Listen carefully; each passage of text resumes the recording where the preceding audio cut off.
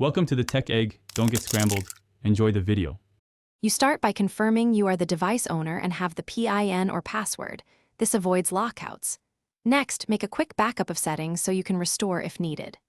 Once done, scan installed apps for parental control, family link, Knox, or third-party MDM software so you know what to remove. Now open settings and be ready to access digital well-being, device care, and security. These are where downtime controls usually live. Keep the backup handy in case you need to revert.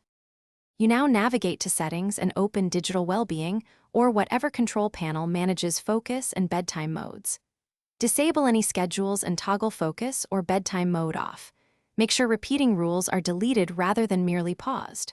After that, check security right arrow device administrators and revoke admin rights from Family Link, Knox, or MDM apps before uninstalling them, because admin rights block removal. If a profile exists under users or accounts, remove the profile. You finish by rebooting the device and testing apps and notifications to confirm downtime is gone.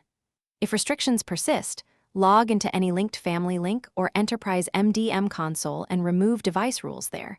Policies often reapply until removed server-side. Make sure you test multiple user accounts and network modes. If nothing else works, export your data and perform a factory reset.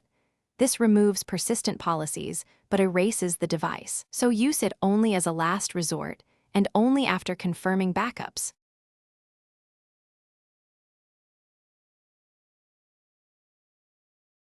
Thanks for watching. Consider subscribing if I helped unscramble your problems.